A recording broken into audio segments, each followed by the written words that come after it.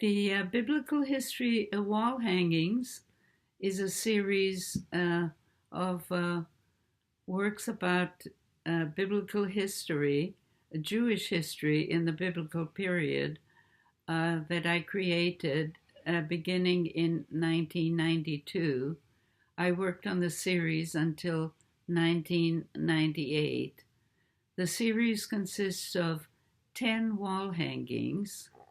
I chose the medium of wall hangings for two reasons. First of all, because I could make the works very large, and of course, Jewish history loomed very large in my mind, and I could also use a lot of different mediums in creating the wall hangings. And second, because by 1992, when I began the Biblical History series, I had already spent 5 years creating my Holocaust wall hangings, and it was my idea that I would create a new series that covered all of Jewish history, of which the Holocaust wall hangings would become a part. Well, by 1998, I realized that having to work 12 to 16-hour days for months on end on each wall hanging, I would never be able to finish all of Jewish history in a series. So I decided in 1998 to call it a day and just rename my Jewish history series as the Biblical History Wall Hangings.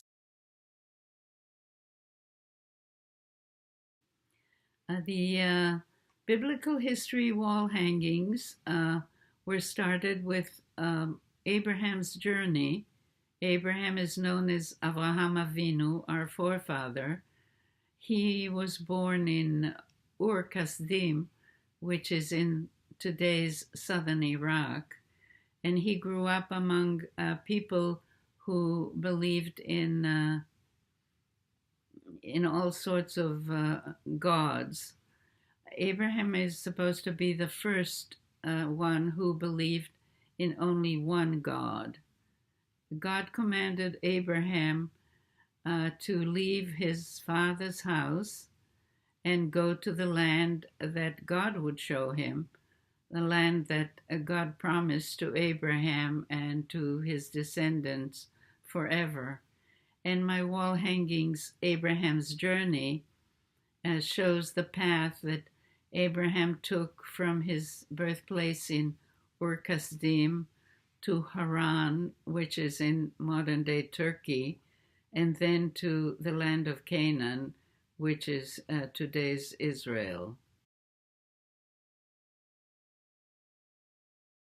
The next wall hanging is called Exodus, and it shows the path that the Israelites took out of Egypt through the desert on their way to the land of Canaan. They were being led by Moses, because when the descendants of Abraham, his great-grandchildren, initially went to Egypt, it was because there was a famine in Israel. There was a drought, and they went to Egypt because they could sustain themselves there. And they had a brother, Joseph, who was a high official in the Egyptian government. And so they went to Egypt, and for a number of years they were well treated, but eventually they were enslaved by the Egyptians, and they spent many years being slaves until Moses freed them from slavery and brought them through the desert to the land of Canaan. And this map shows the path they took through the desert all the way to the land of Canaan. The next map shows where the tribes of Israel settled once they reached the land of Canaan. These images are based on Jacob's blessing of his sons. Each son had a symbol in Jacob's blessing, and I used those in creating this artwork.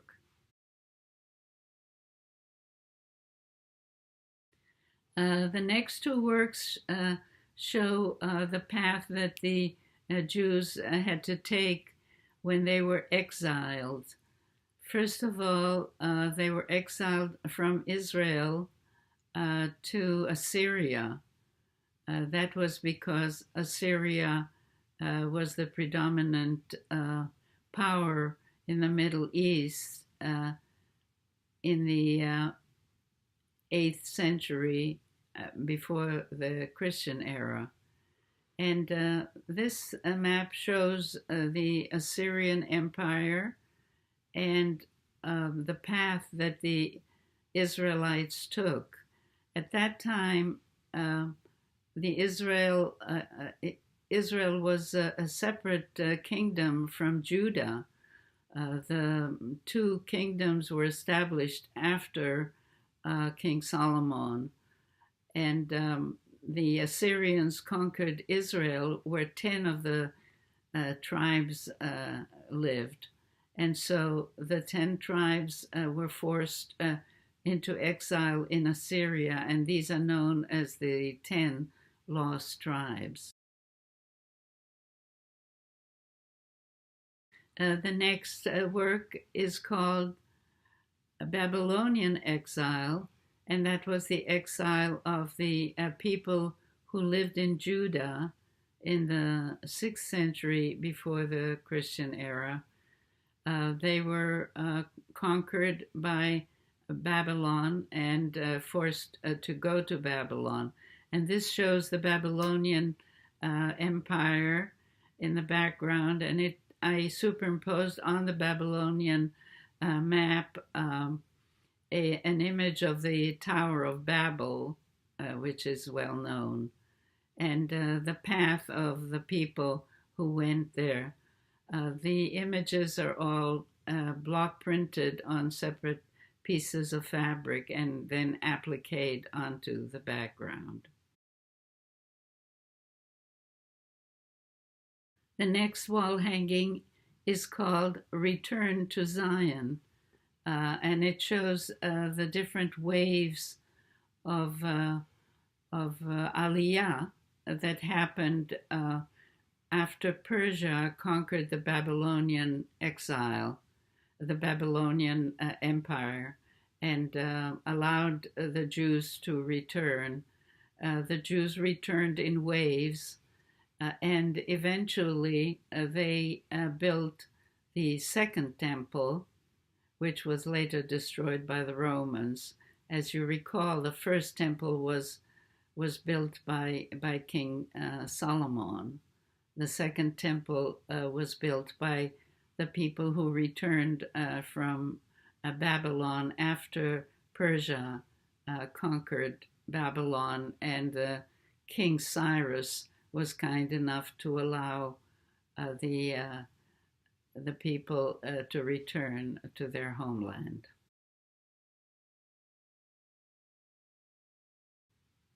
The next work is Masada, which is by far the largest wall hanging I ever created. It's about 20 feet long. I made such a big, long wall hanging for two reasons. First of all, Masada, which is where the Jews defended themselves against the Romans after the Romans had destroyed the Second Temple. They decided at the end to commit suicide rather than fall in the hands of the Romans and be exiled to Rome.